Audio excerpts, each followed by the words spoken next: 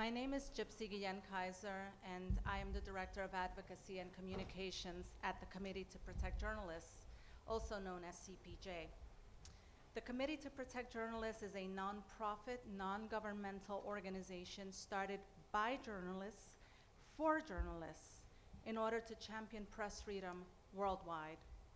For 42 years, CPJ has thoroughly documented press freedom violations, applying rigorous standards to ensure reliable data and detailed records in places at peace and in conflict. On a daily basis, our team of researchers and correspondents investigate and record the cases of journalists who have been imprisoned, killed, or otherwise attacked in the line of duty. Each year, we analyze and publish our analysis and data, providing the basis for our advocacy to protect journalists' ability to report freely and safely. CPJ also provides safety guidance and emergency response assistance to at-risk reporters. We do this because journalists around the world provide essential news for informed decision-making, for personal freedom, and for safety and stability. Today, my colleagues and I are here to launch Deadly Pattern, which you've seen outside. This report looks at the killing of journalists right here. And as we mark the first anniversary since the killing of Palestinian-American journalist Shireen Abu Akleh, CPJ revisited 20 cases of journalists killed by the Israeli Defense Forces and found a pattern of Israeli response that appears designed to evade responsibility. We decided to come to Israel from New York, where CPJ is headquartered, because we seek to ensure that journalist killings are effectively and transparently investigated, and that those responsible are held to account. Globally, journalist killings are usually ignored by authorities. We have seen that in our work over the years. But shedding light on the injustice of their deaths often falls to their families and their colleagues, who are left to probe the matter on their own. In fact, in our experience, we have seen that impunity in the killing of journalists begins with this level of indifference from authorities and from those responsible.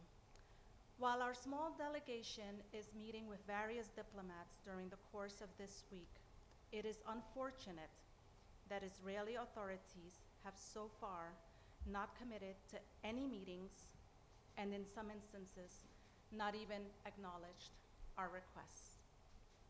But you are here, and we are grateful. Printed reports and press releases in Arabic, English, and Hebrew are at the table just outside.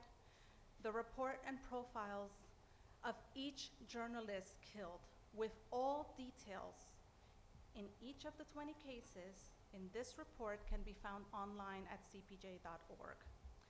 We will proceed with brief remarks by each of my colleagues detailing our findings, our methodology, and recommendations. After that, we will proceed to Q&A, and we will be available for individual interviews following this press conference.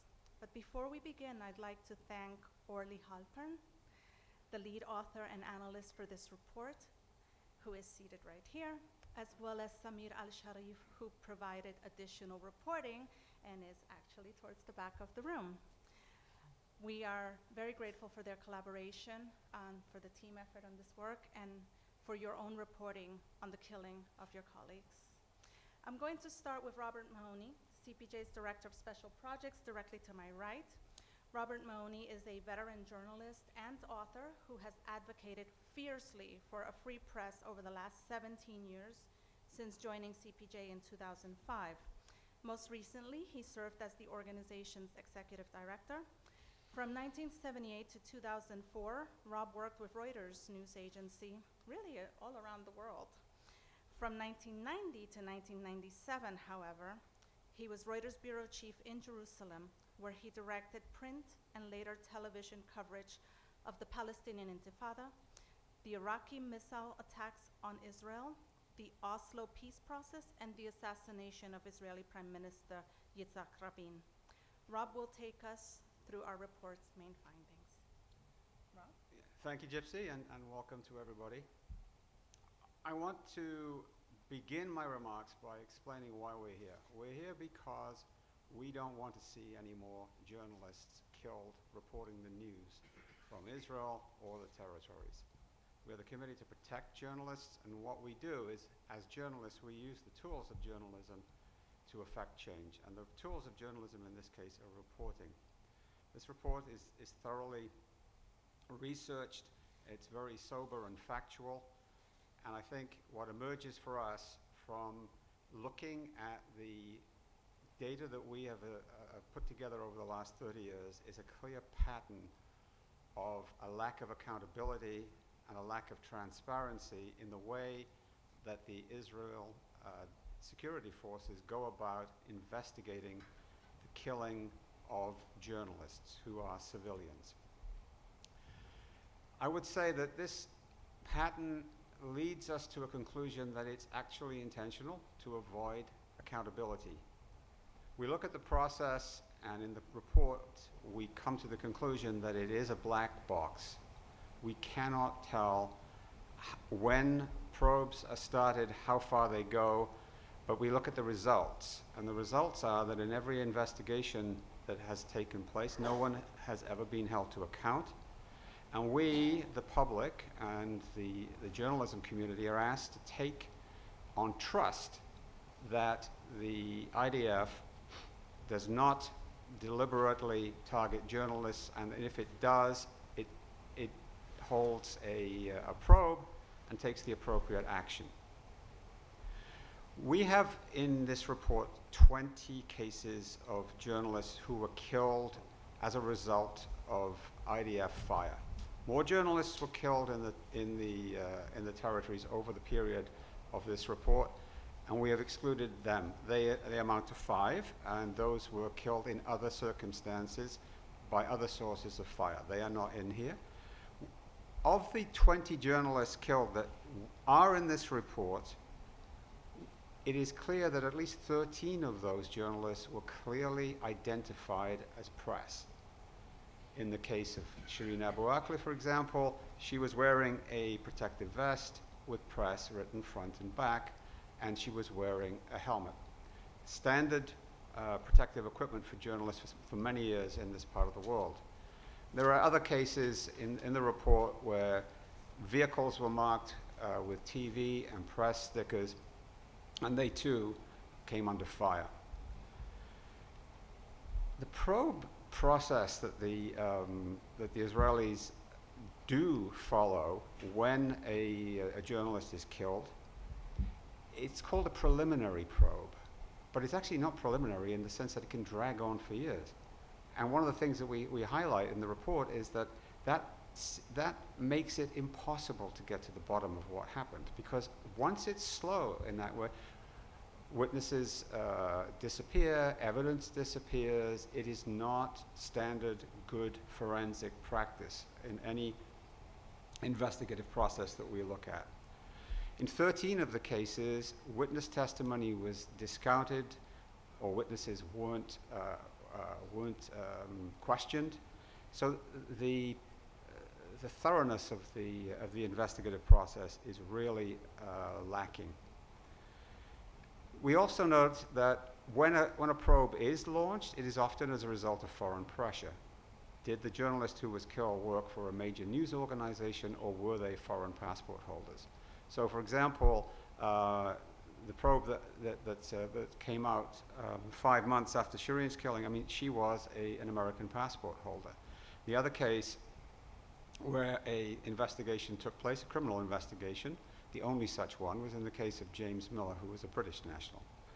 So there's a clear pattern here that unless Israel is pressured from outside, it doesn't necessarily go the whole way in probing the death of the journalists.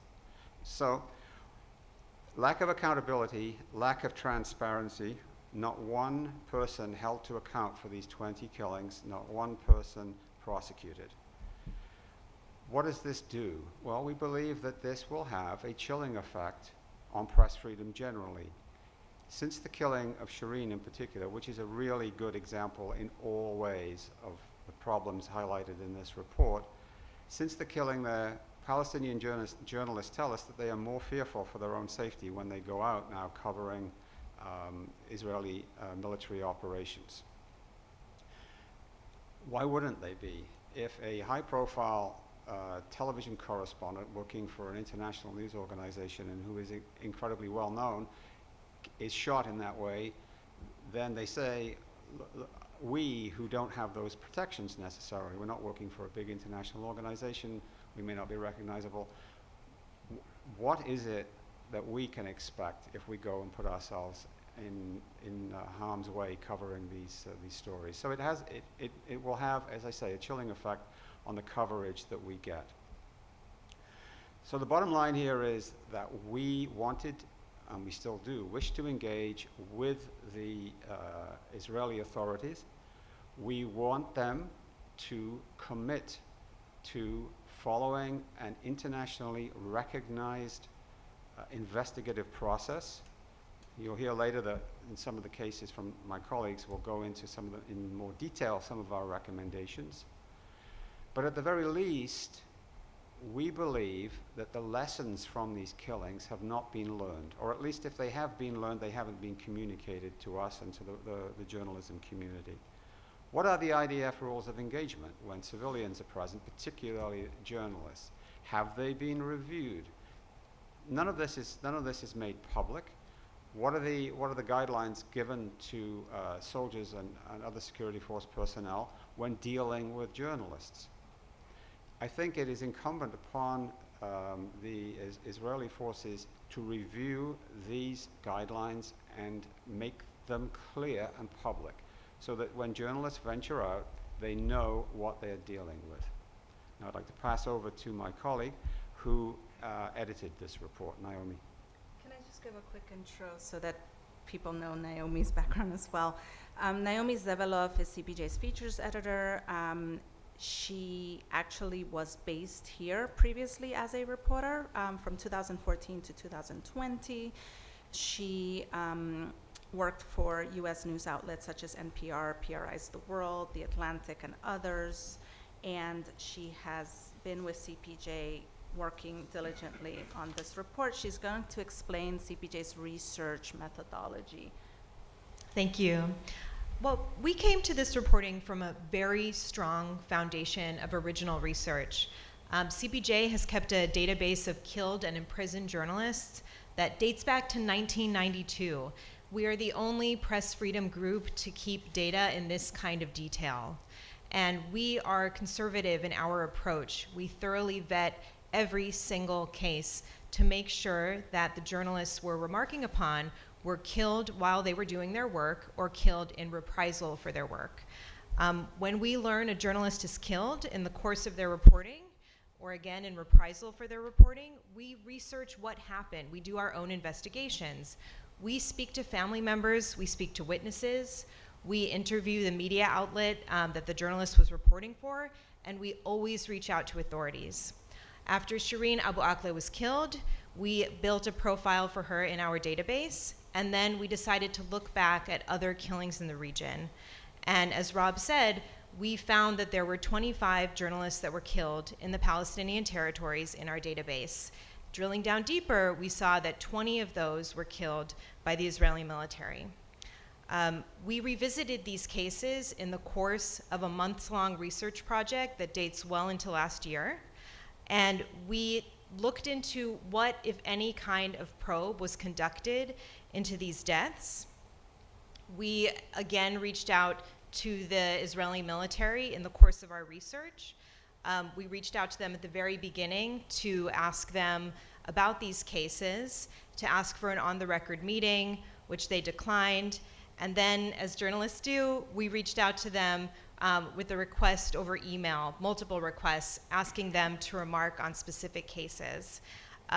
These are all in the report, any IDF response we got about specific cases.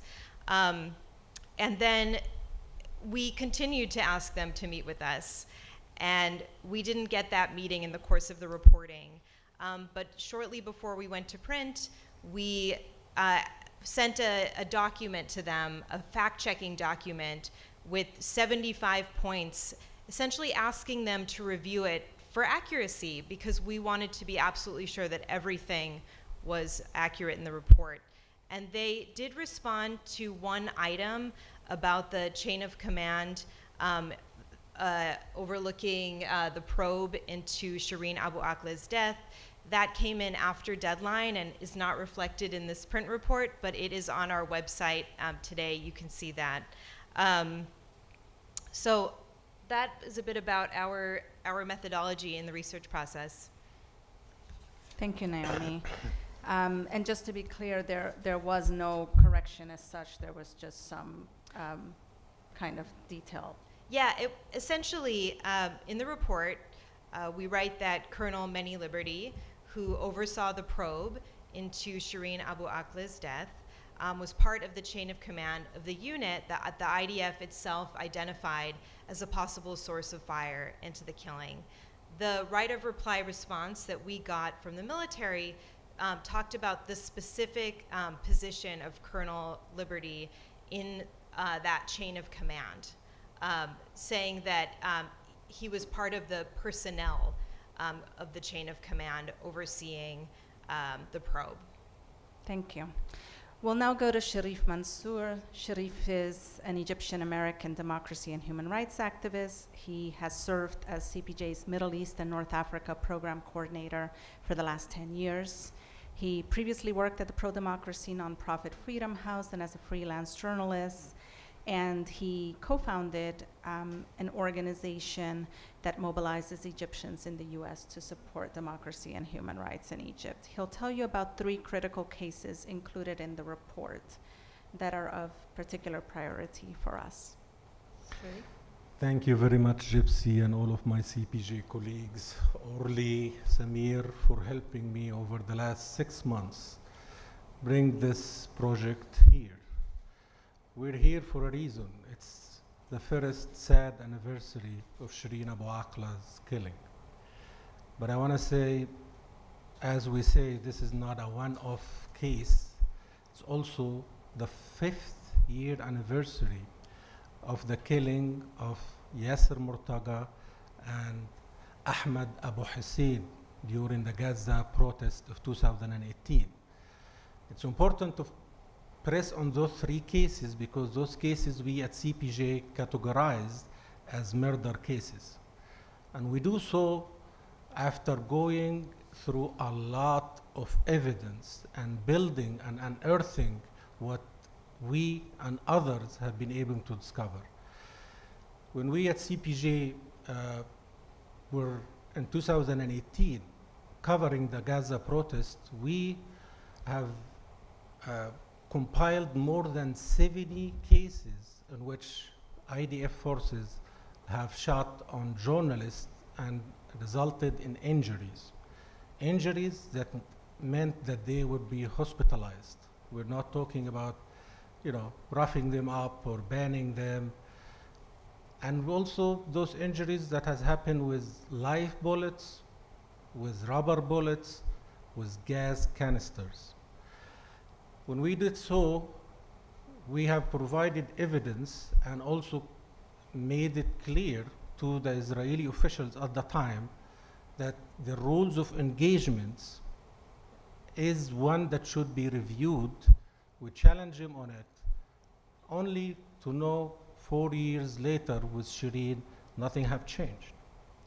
When we say the evidence has been unearthed, it's also other organizations, like in the case of Shireen, who have independently investigated the circumstances, built up audio, video, visual, mapping tools in order to show clearly that she was doing her job as a journalist, that she was gathering news.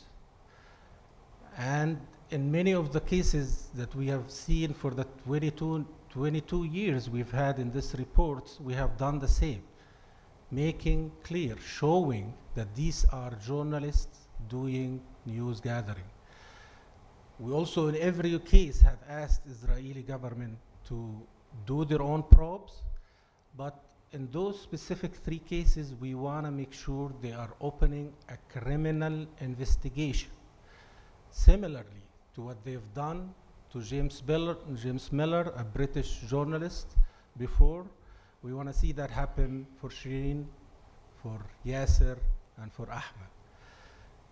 One of the things that also different is that these cases were independently probed. In the case of Shireen, the FBI is opening an investigation, and in the case of Yasser Murtaga and Ahmed Abu Hussein, the UN have also provided their own conclusion, saying there are reasonable doubt that these cases were targeted by Israeli soldier, and that it's reason enough to open a criminal investigation. When we say all these cases, is that we want to prevent future killings, and we want to end impunity in those cases. We want those journalists to be able to cover the news safely and not risk being shot at while they're doing their work. When we say the Israeli response have relied mostly on how much pressure they're getting from the outside, we see in the case of Shireen, because she is a US citizen and because she's working with Al Jazeera, a known TV outlet. But someone like Yasser Murtaga was looking for a local group, and he was immediately smeared by Israeli officials as being funded by Hamas, until the US government said that he was actually being funded by US aid. We saw in the course of this work, I think, the chilling effect that Palestinian journalists feel, knowing what happened to their colleagues 5 years ago and last year. And that chilling effect is the responsibility shared by governments, but also journalists, to speak up, document, and stand in solidarity with their colleagues. That's what we're doing here. That's why we're going tomorrow to Ramallah to also meet with families and colleagues and media outlets who have had pressured or had colleagues lost over the years.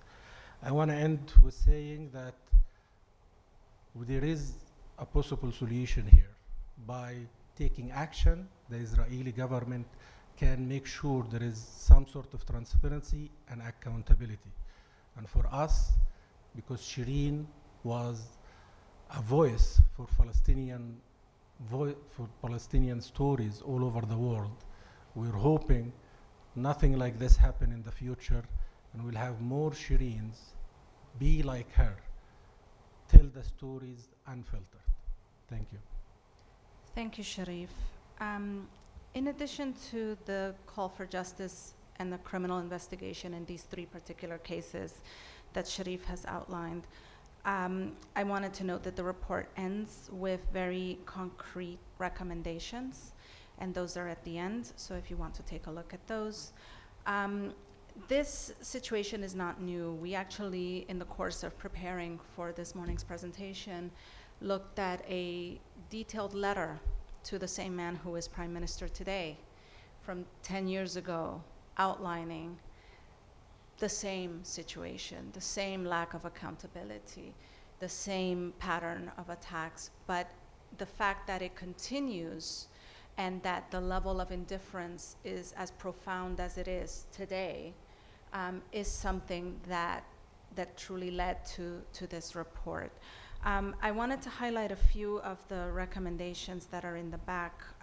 As has been noted, Israel must guarantee swift, independent, transparent, and effective investigations into these potentially unlawful killings, which may constitute war crimes.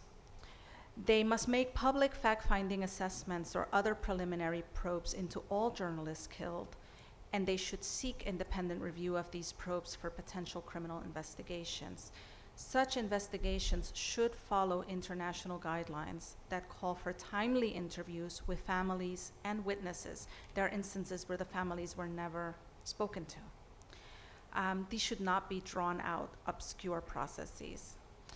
The IDF regularly asserts that it respects the rights of journalists and follows all rules, but it is not doing anything that we or others can see to prevent further journalist deaths. We believe it is urgent for Israeli authorities to review and reform IDF rules of engagement to stop the unwarranted use of lethal force against the press. These revised directives should convey to all security forces, internally and publicly, that the use of such lethal force against journalists who are civilians performing their jobs is prohibited, and make clear that forces must refrain from opening fire. And as noted by Rob, most of these journalists were clearly identifiable as press. It is also urgent that the US provide a comprehensive public update on the status of the FBI's investigation into the killing of Shireen Abu Akleh, who was, as noted, an American citizen. The investigation was launched in November 2022, and there has been no public accounting as of today. Likewise, Israel should fully cooperate with the FBI's inquiry into Abu Akleh's killing, something that it has declared it would not do. I also take this opportunity to add that these recommendations are fully within Israel's power to fulfill, and the country has a duty to investigate. As a matter of principle, and as part of a country striving to defend its democracy, the IDF should, at the very least, engage with the concerns around journalists instead of simply treating these deaths as a PR crisis to be swept away through false narratives and evasive tactics. As I said earlier, impunity begins with indifference. That indifference, the unwillingness to find and bring to justice those responsible for any kind of deliberate attack on a journalist, means that the media is fair game. Today, we at CPJ are asking you not to look away, are asking the general public not to look away, to stand with journalists, to stand with those who provide the information they need on a daily basis. Thank you for listening. We will now take your questions. A microphone will be brought to you. Please identify yourself, tell us which news organization you represent, and we'll be happy to answer. Thank you.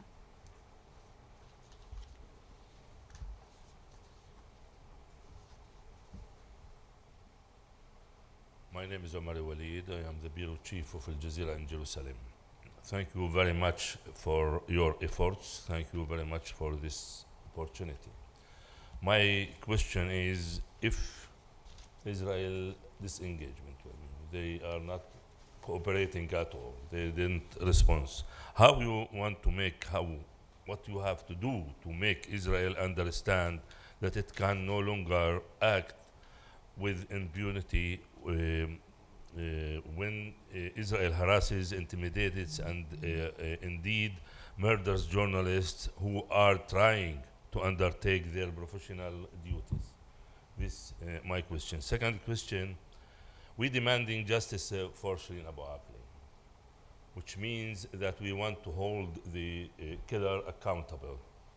And at the same time, also we want to protect ourselves as journalists in general, and Palestinian journalists and Al Jazeera journalists in particular. More important for that, when we demand justice for Shireen, we mean also that we don't want the new Palestinian generations lose their confidence in the international legitimacy and the international law. How you can help in this issue if you cannot impose the law on Israel, and Israel continue acting even above the law in these issues? As you know, 104 Palestinian journalists were killed since the beginning of the Israeli occupation to the Palestinian territories, and 20 were killed since year 2000. After Shireen Abu Akleh, 20 days after Shireen Abu Akleh, they also killed Ghufran Warasni, female young journalist in Hebron area. And they refuse even to investigate or to have any kind of testimony. And all the investigative reports and the eyewitnesses and the videos and all the details that we have and the evidences, they confirm that who hit and killed Shireen Abu Akleh was the Israeli occupation forces, because the fire was from there where they are have their stationed, and wasn't there any kind of exchange of fire, wasn't there any kind of exchange, wasn't there any kind of armed people, Palestinian armed people in the area. And we cannot continue dealing with lies and the deceptions of the Israelis all the time, since in this Thursday we're going to mark the first anniversary of the killing of Shireen Abu Akleh, and until now we didn't have any kind of tools or what we have to do with the Israelis if they're going to continue killing journalists. Thank you. Thank you. Go ahead, Rob. Yeah, thank you for those questions. If I could try to answer the first one. One of the ways to affect change is to keep this in the spotlight, which is why we are here and why we wrote this report. We have only moral persuasion at our disposal. We cannot force anyone to do anything, but we can bring into the public light what we regard as the unjustified killings of journalists, which is what we're doing. We are going and continuing to work with the United States government to get an update on the FBI investigation into the killing of your colleague Shireen Abu Akleh, and to use its persuasive efforts on Israel to cooperate in that investigation. So we have the force of right on our side. We do not have any other way to bring about a change. What we at the Committee to Protect Journalists, doing this in countries around the world, realize is that what governments want more than anything is for us to go away and shut up. They like to work in darkness. They don't like the light of publicity shown on their misdeeds. I'm talking about governments generally around the world, not necessarily in Israel.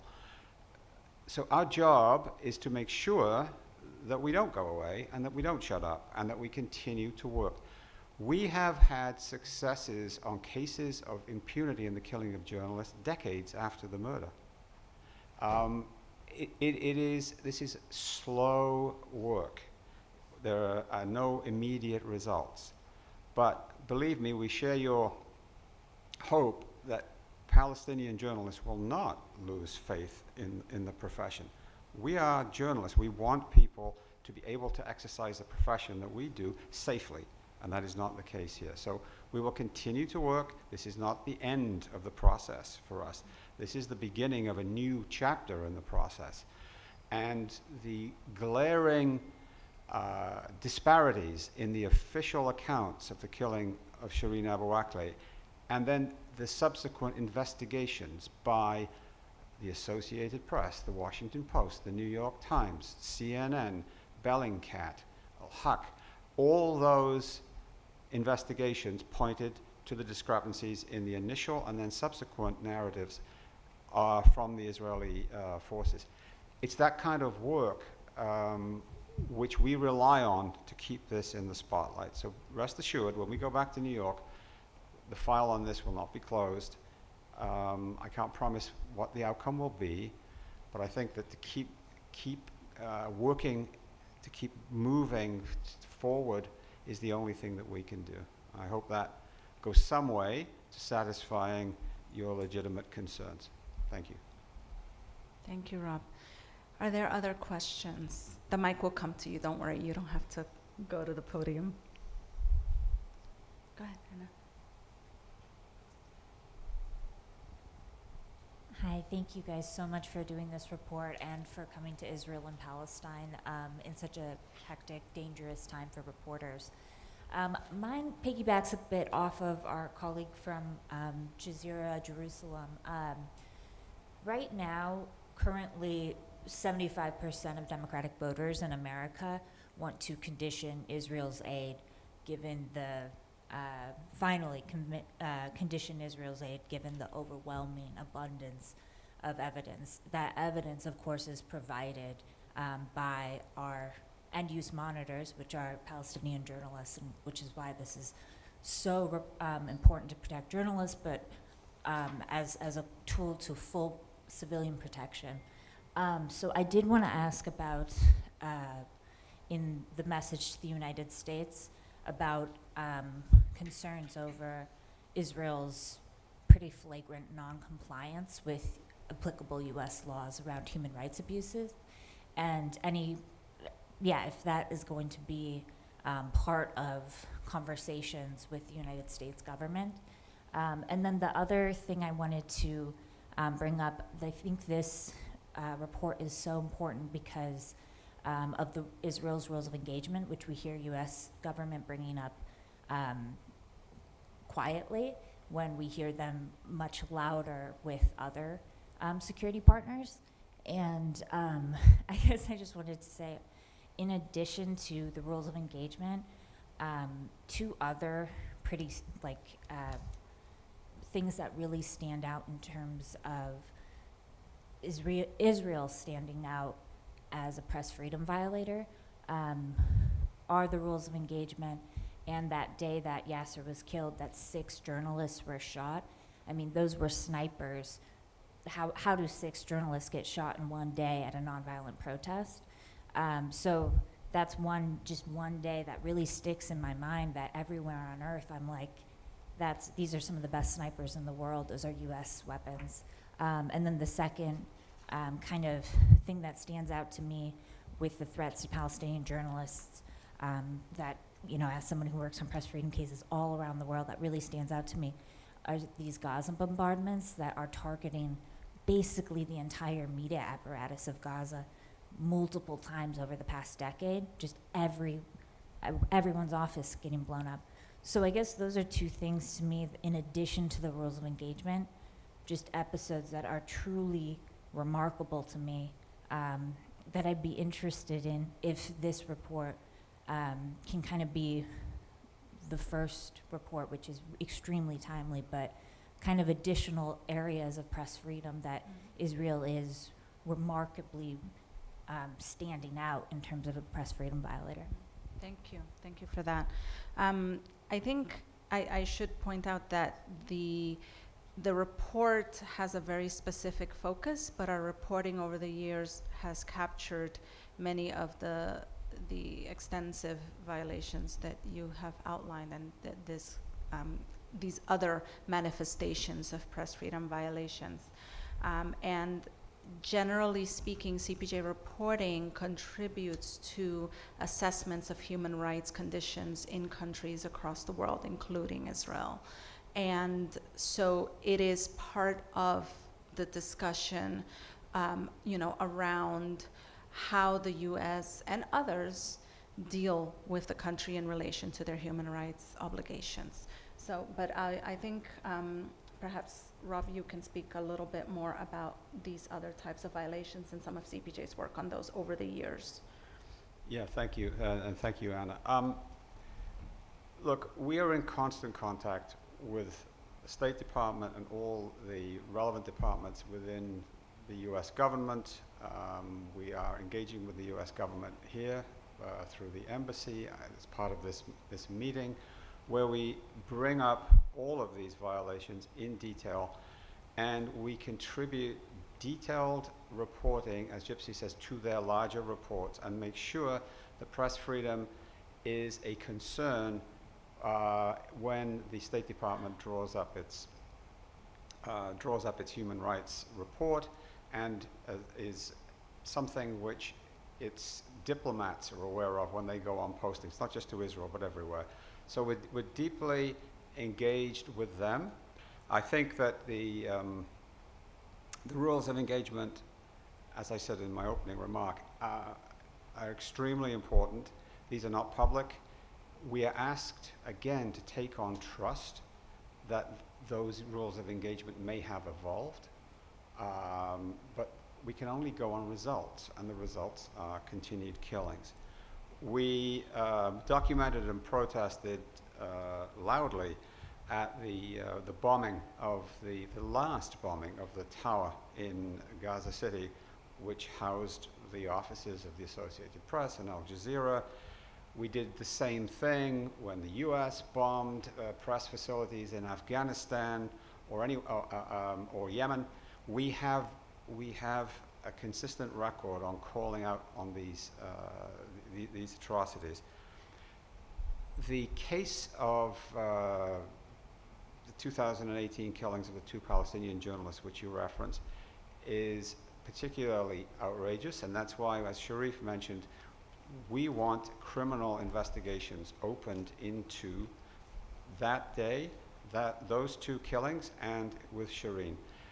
We would also want probes opened into all these cases. No one case should go uninvestigated. They go back 20 years. I understand it won't be easy, but everyone who is on the list of journalists that we have here deserves justice. So do their families. There is no reason that the first response of any security force when dealing with civilians and when dealing with journalists who are with those civilians should be live fire. There are other ways of crowd control. So it's incumbent now upon Israel to do something about these journalist killings and woundings. We haven't gone into the hundreds of journalists that have been injured, some of them severely. People have lost limbs, people have suffered horrendous internal injuries. We cannot capture everything in the report, so we focused on the killing. But there are lots and lots of injured Palestinian journalists too, which also speaks to the need for Israel to reassess and enact, reassess its response to conducting security operations or crowd control, and then to communicate what it's doing, because it's no good if we don't know what it is that it's doing, right? And what is the playing field upon which reporters are operating? It's important that we understand that. Thank you, Gypsy. Thank you. We have another question. Yeah, sorry, just a simple follow. Do you actually have data on how many reporters have been injured and where and when? And if you don't, is that something that you could release pretty quickly as an addendum to this report? Because it might be helpful to sort of assess the extent of the problem. Sure, thank you. Naomi, I think you can speak to that.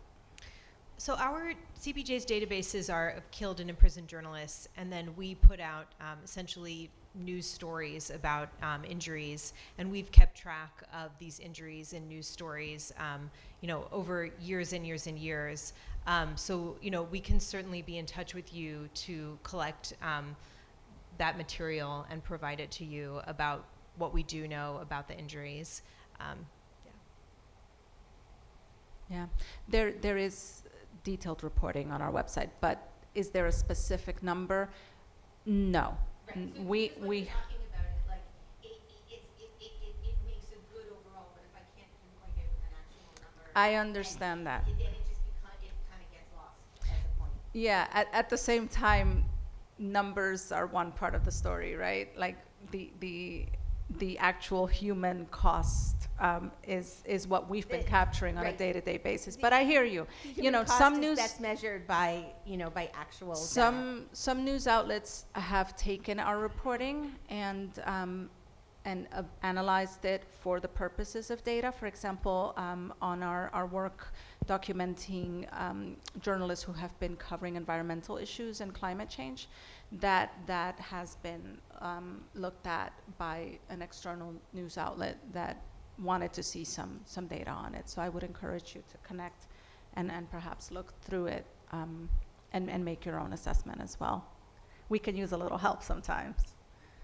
I will say in some incidents like the Great March of Return, we had incredibly detailed reporting on specific injuries. There are specific numbers in our news reporting around incidents like that. But we, as Gypsy said, in our database, we are the specific numbers we release are on imprisoned and killed, but we certainly have sort of, incident by incident that we can send to you.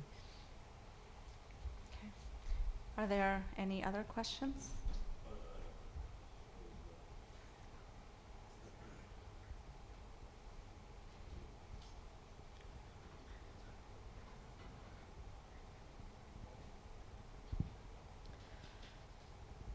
What about if the CPG asking the prosecutor of the ICC, the International Criminal Court, just to establish international investigative committee? In the case of Shireen Abu Akleh and other cases, I think it can help. Even and despite that there is no doubt who killed Shireen Abu Akleh, but if organization, very important organization like the CPG can ask the ICC to establish this kind of committee, and it's be independent and international, maybe they will help bringing justice at least. Thank you. So we fully support the right of the families and the individual news outlets to seek ICC investigations, and we're obviously aware of the complaint that has been filed. We have in the past engaged with families. We have in the past engaged with families that have requested, for example, a letter of support, which we gladly send to the ICC in support of a case. We've done it recently with the case, I think, of a journalist who was killed in India. I'm forgetting who it was, but in any case, that is something that we routinely do, is provide letters of support for investigations. We have called in this report for the cooperation of Israel should the ICC begin an investigation. As you know, a complaint is filed, then they make a decision on an investigative process.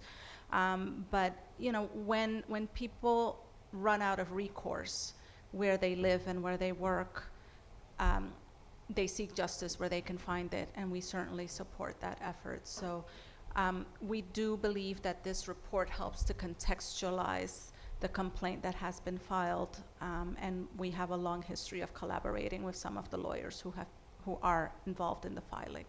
So we're happy to support in any way.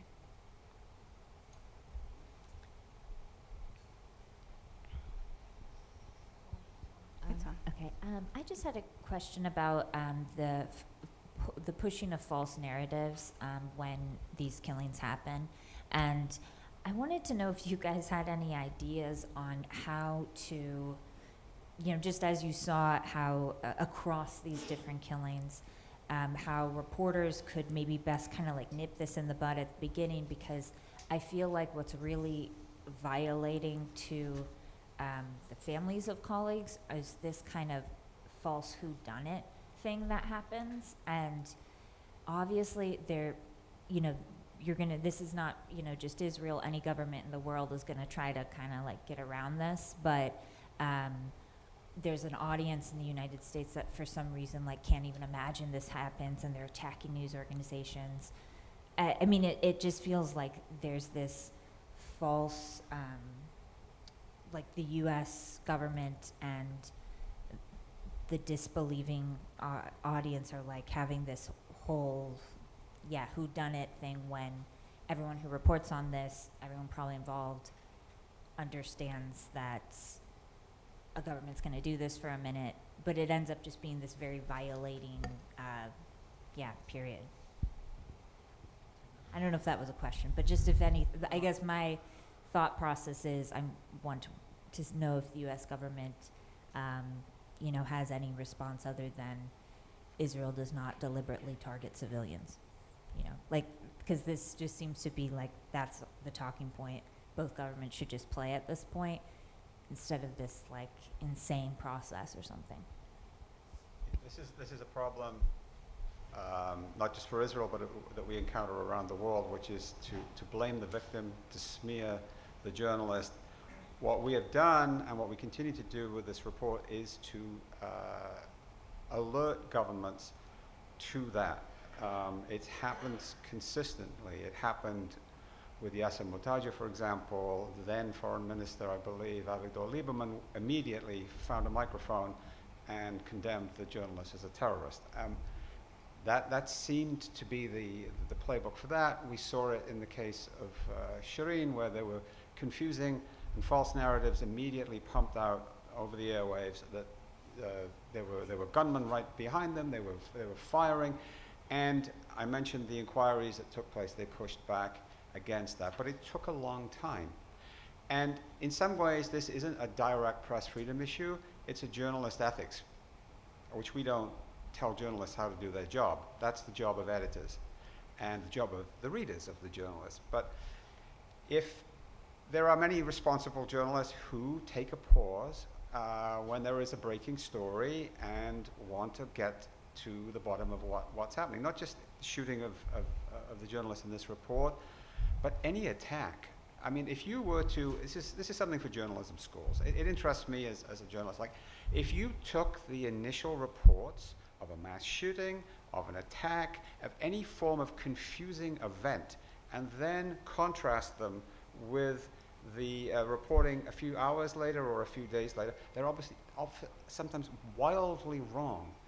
But governments understand that whoever gets out first can win. And Israel is no slouch when it comes to PR and when it comes to getting its story on the international media and to media that matters to it and what it perceives as its strategic interest. Governments do that. There's nothing wrong with that. But it isn't really a press freedom issue. It's about having responsible, well-trained journalists who can sniff BS when they smell it and will take a step back and say, let's get a little bit more reporting here, let's work out what's going on. In most of these cases, that pattern is followed. The killing is justified immediately because either the journalist was a terrorist, was involved in unlawful activity, whatever you want to say, to discredit the journalistic integrity, bona fides, right to be there of that individual. That is a pattern which emerges from the reporting in this analysis that we have, and it's a wake-up call to journalists to, you've got to do your job and you got to do it well. Okay. Are there any further questions? Please, in the back.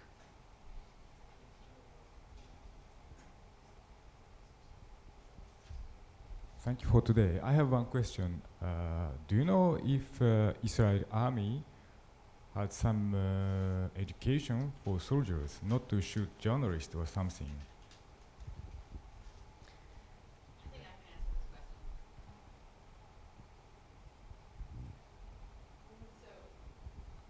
Do you want to wait for the mic for a minute? So from my reporting, there is no such education for journalists. For Israeli soldiers, they don't get that information. And there's nothing really clear said about journalists. And you can really see that in what happened in Gaza during the 2018 March of Return. The fact that you could see so many journalists and so many were shot, so many Palestinian journalists, just shows that clearly there was no education of avoid shooting journalists. So to further answer your question, one of the things that we do as part of our work globally is speak to varying groups of individuals that approach us to understand press freedom. And we have in the past briefed groups of military officials, of high-ranking military officials from around the world who come to the US for training, for example. So to some degree, there is an informal education process that sort of as a little drop in the bucket is there, but it is nowhere near what it needs to be. There needs to be more formal efforts, and part of a review process of rules of engagement would naturally involve consideration of that element, in our view. Thank you. Anyone else? No? Okay. Well, thank you very much for coming. Thank you for valuing a free press.